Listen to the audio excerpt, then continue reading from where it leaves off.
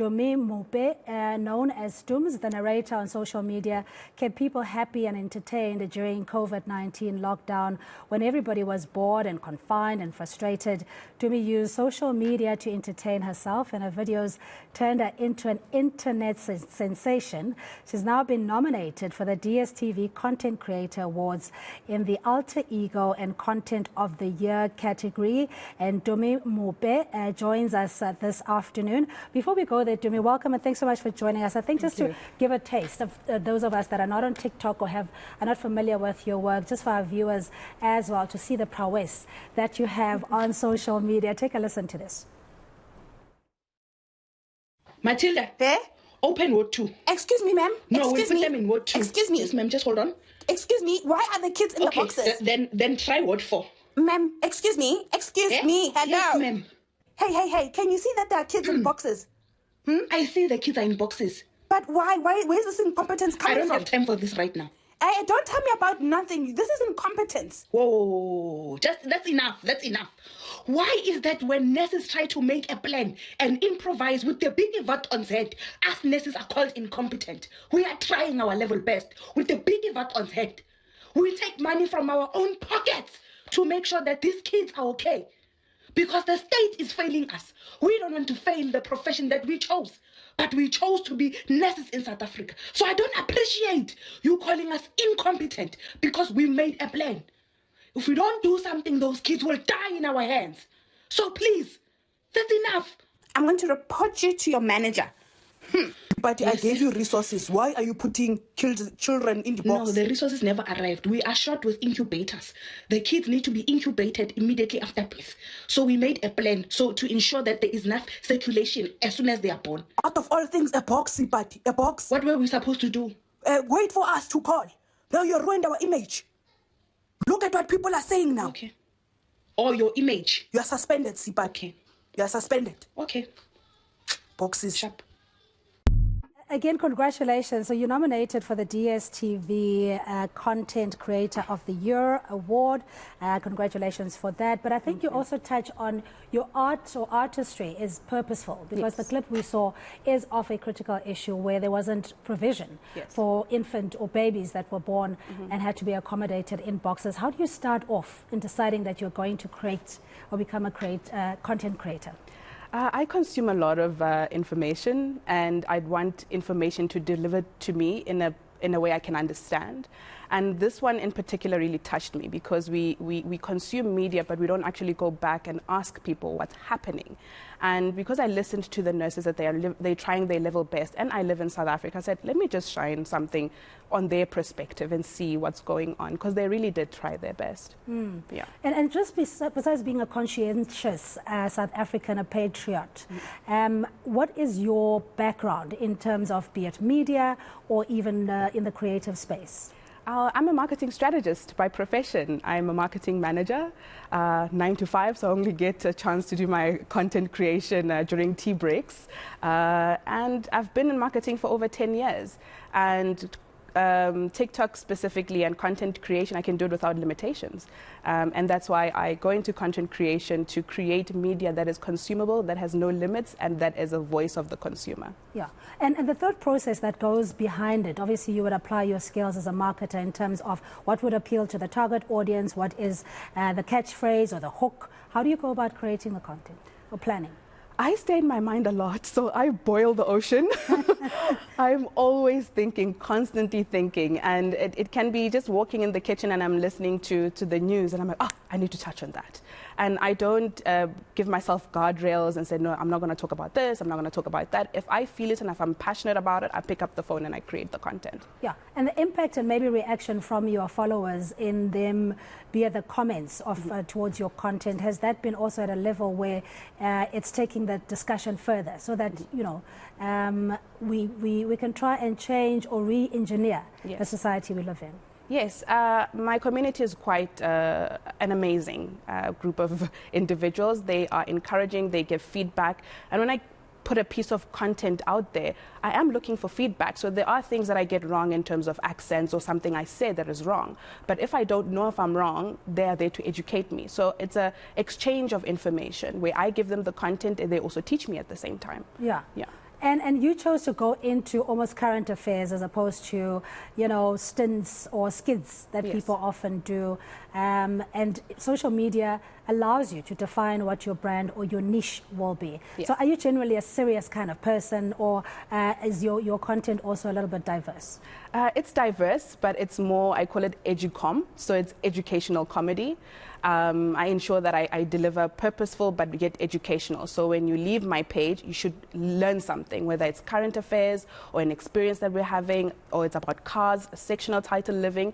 It's relatable and it's in the now. And most definitely some people go through what I go through. So I don't mince out the important parts of the storytelling. Yeah, but you're focused in the sense that you're not there for the fluff or distraction. You know, we can sit for hours just watching people's cute pets or whatever it is. But let's take a look at another clip that has been nominated for the DStv Content Creator of the Year Awards.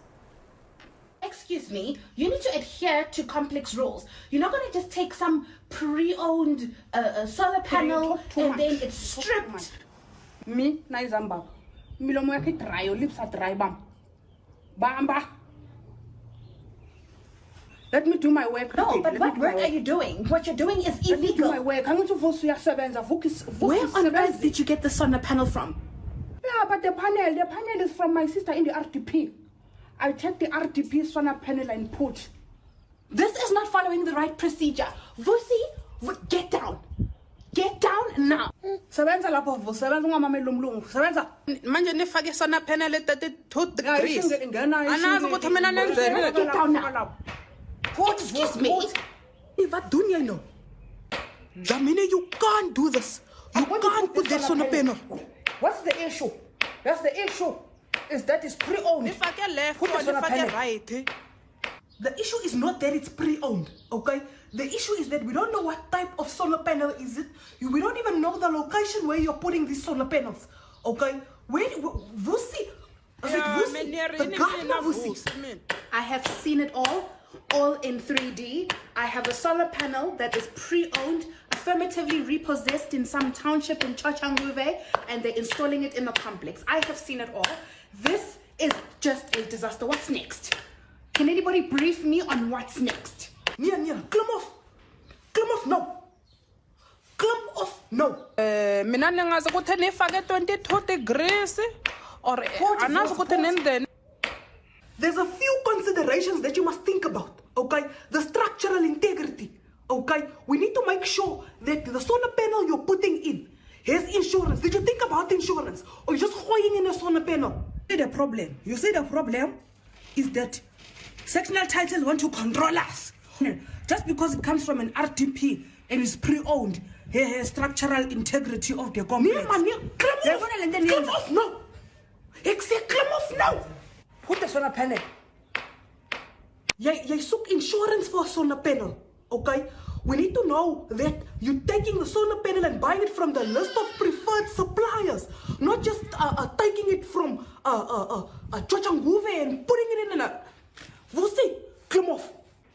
Haibo, put. Kokota lapho vusi, kokota. We're in conversation with Tumi Mmope, known as Dooms, and she's been nominated for the DStv Content Creator of the Year Awards. And sy praat lekker Afrikaans, and you just gave us a glimpse of what it means to be living in a section title environment in the townhouse complexes, and the neighbors interacting around a very critical issue, which is energy. Yes. The energy crisis that we're facing. So again, waar kom jy Afrikaans vandaan? I used to attend my primary school in Eldorado Park, so that's where I learned Afrikaans. So ek praat goeie Afrikaans. Goed Afrikaans. Awe masakan. Ek was in Erlepark en Sekerbosrand. Yeah. Primêre school, so I know exactly what you mean. And that kind of exposure to different environments or communities really builds your character. You've got so much more, I suppose, a global perspective to issues. Talk us through more about your upbringing, that socialization, and how that translates into your work. Wonderful. So I'm from Pimville, Soweto. And then my mother decided to take me to a primary school in Eldorado Park. And then that's where I learned a little bit of the colored community culture. And then she's had enough and she's like, go to a Model C school. Then I went to a Model C school in an observatory, still living in Pimville. And then decided on varsity. She's like, what do you want to do? I was like, marketing. That's what I want. I've always wanted to do it. She put me in Vega, which was a higher LSM than what I was used to. So I come up, brought me Afrikaans, and the primary language is English. Now, the English I know from Soweto is like the street English, and they spoke a certain English that comes, you know, you have to fetch it from the intestine, I'd like to say. So it exposed me to a different environment than when I grew in Soweto. So all these interactions of now moving from a township in Soweto, now living in Rijmsig, and being an adult, saying, oh, Mom, I bought a house. And she's like, sectional title is another issue.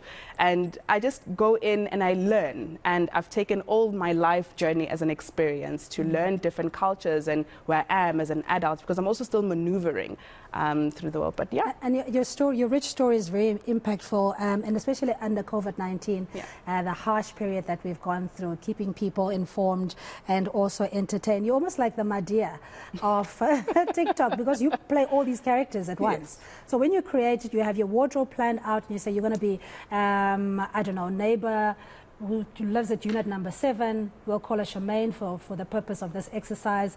And then you go and dress as such. How do you take the clips? Is it all done within one day, or is it quite a production to put together? I think the conceptualization takes a long time, the thinking about what am I going to say. But as soon as I pick up the phone, it takes me about 3 minutes because it's all in my mind. And I just splash it out on the phone.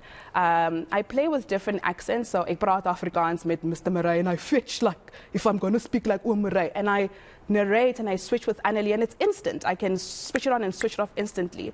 And as soon as I have my voiceovers done, that's when I go back and do the changing of the outfits, because the narration is done. All the props come afterwards. Now, we see this very glamorous lifestyle on social media, Insta, you know, where people are just popping bubbles and whatever, or bottles. Is it quite lucrative? How much do you make? I mean, without necessarily giving us a ballpark figure, but is it sustainable? Is it sustainable? I think for me, no. I think you have to be consistent in it. I have a 9-to-5 job, so I am very protective of that part. I've given my 100%. And because I'm in marketing, I want to do things differently. So I reject a lot of briefs because an open brief is the best brief I can ever get. So I work with an open brief, so you can give me the platform, the space to be myself. And I focus on my day job, in which I have to put all my passion in. But if somebody's doing it daily, I think it can get sustainable. Yeah. So please unpack that just for the benefit of us who may not understand what the logistics are around it. Who gives you the brief? Is it a client? Is it brands that approach you? How does it work? Okay, so because I'm also in brand management, the brief will come from the brand itself, whether it is Hyundai or Yara, it'll come from the business. And it's handed over to agencies to select the type of influencer that they want to execute the brief.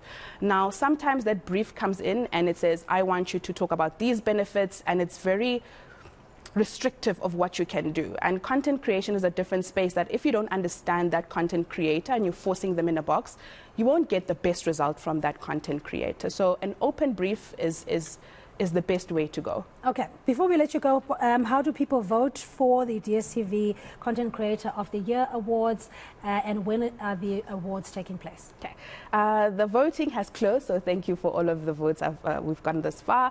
The ceremony will be on the 9th of September, but also follow my content on my pages on Instagram at Dooms the Narrator, and we'll keep you updated. Dooms the Narrator, really love your work. I'll certainly make sure to follow you. Thank you. Thank you. And all the best for the ceremony. That is Tumi Mmope, known as Dooms on social media, nominated for the DStv Creator Awards on social media. So do follow her page.